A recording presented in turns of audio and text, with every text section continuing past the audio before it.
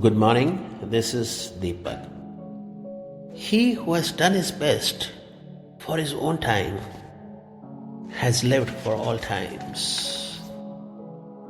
Let's talk about commitment today. Let me start by giving you the example of Michelangelo. Michelangelo lived an incredible life, possibly the greatest artist, and certainly the most influential. He sculpted his first mature masterpiece at the age of 21. He completed his Pietà and David before age 30. Michelangelo was summoned to Rome by Pope, and he was asked to work on a painting project instead. He was known as a sculptor, but the Pope asked him paint a project. He expanded the project from simple depiction of the 12 apostles to include more than 400 figures and 9 scenes from the book of Genesis. The work permanently damaged his eyesight and wore him down. Michelangelo said, after 4 tortured years, more than 400 oversized figures, I felt as old and as weary as Germa. The impact of Michelangelo's commitment was far-reaching. He made a huge impact in the artistic community. Art historians maintains that Michelangelo's masterpiece forever changed the course of painting in Europe. Undoubtedly, Michelangelo's talent created the potential for greatness, but without commitment, his influence would have been minimum. When asked why he was working so diligently on a dark corner of the Sistine Chapel that no one would ever see, Michelangelo simply replied, "God will see."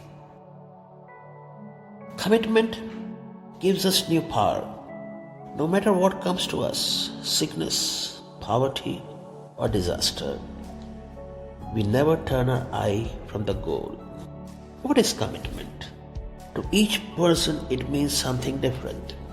To the boxer, it's getting off the mat one more time after being knocked down.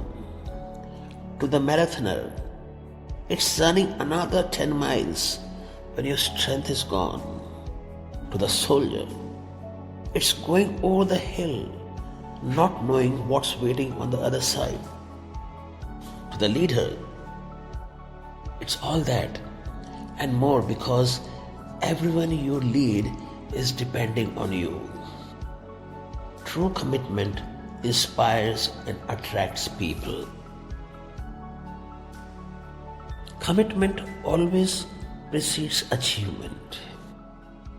In the Kentucky Derby, the winning horse effectively runs out of oxygen after the first half mile, and he goes the rest of the way on heart.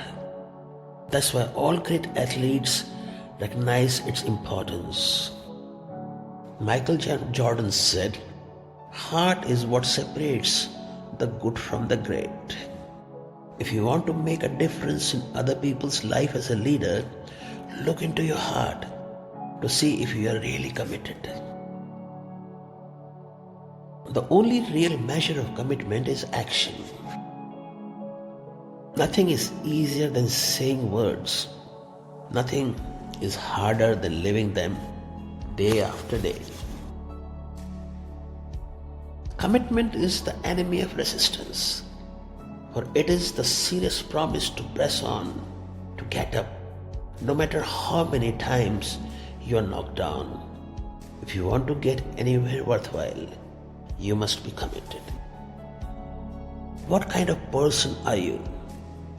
Have you been reaching your goals? Are you achieving all that you believe you can? Do people believe in you and follow you readily?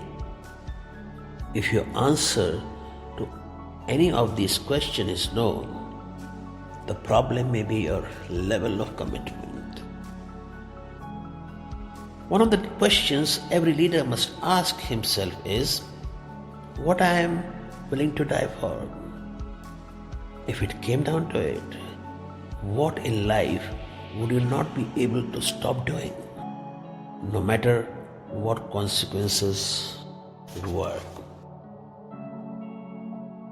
There's a method which is known as the Edison method, and I advise you to follow it if you want to increase your commitment.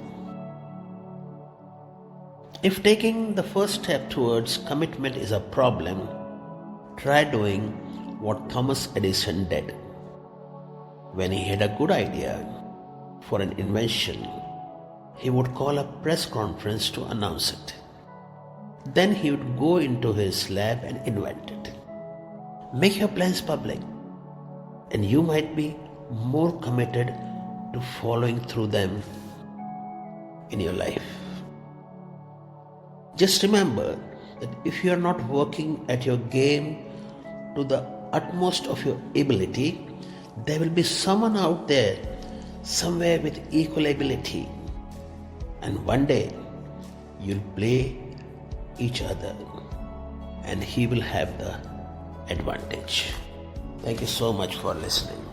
Have a great day.